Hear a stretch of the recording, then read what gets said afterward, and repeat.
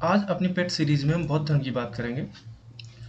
बौद्ध धर्म के संस्थापक महात्मा बुद्ध, जिनका कि बचपन का नाम सिद्धार्थ था, इनके बारे में आपको अच्छे से पहले से ही जानकारी होगी।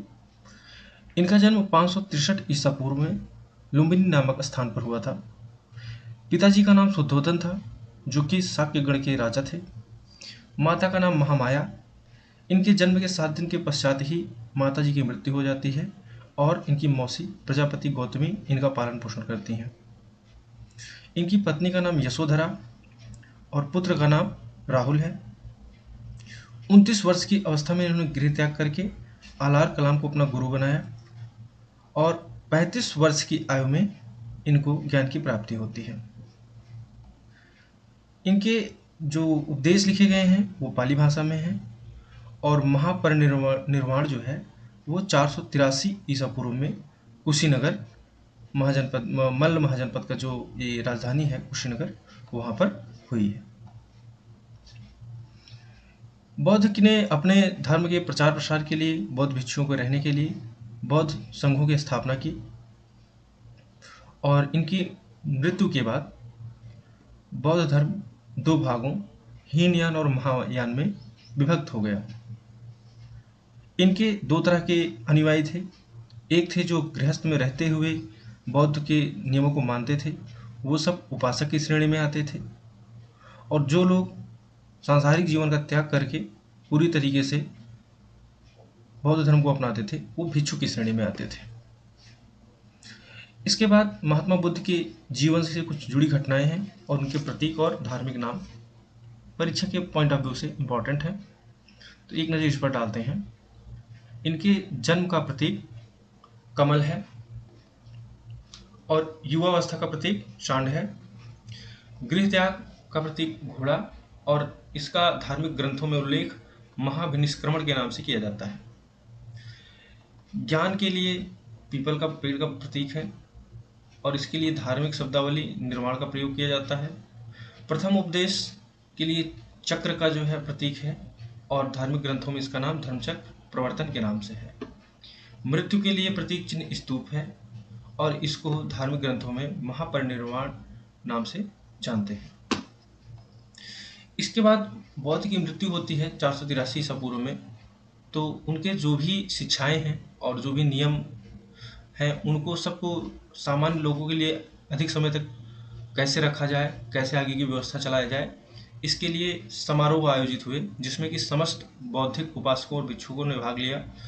और इसी के बारे में ये इस तरह की 4 बैठकें हुई थी, तो उसके बारे में हम जानेंगे। तो सबसे पहली बैठक जो हुई थी उसकी अध्यक्षता महाकश्यप ने की थी और उस समय शासक अजातशत्रु थे और स्थान था राजगृह। द्वितीय बौद्ध संगीति 383 ईसा पूर्व में हुई। अध्यक्ष सुबुकामी और राजा कालाशोक, स्थान वैशाली। तृतीय बौद्ध संगीति 247 ईसा पूर्व में हुई थी और इसके जो अध्यक्ष थे मोगलीपुत्र थे, राजा अशोक, और पाटलिपुत्र जो है स्थान था।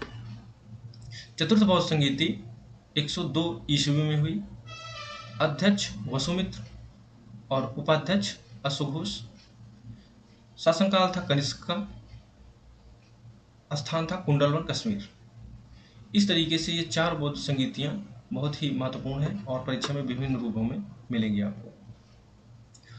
बौद्ध धर्म की शिक्षाएं और सिद्धांत मुख्यतः 3 तरह के ग्रंथों में समाहित हैं। पहला है सुत्त पिटक, जिसमें कि धार्मिक विचार और उपदेश है। इसी का एक भाग अंगुत्तर निकाय है। अंगुत्तर निकाय की ये महत्वपूर्ण बात है कि 16 जनपदों का जो विस्तृत उल्लेख है वो इसमें मिलता है।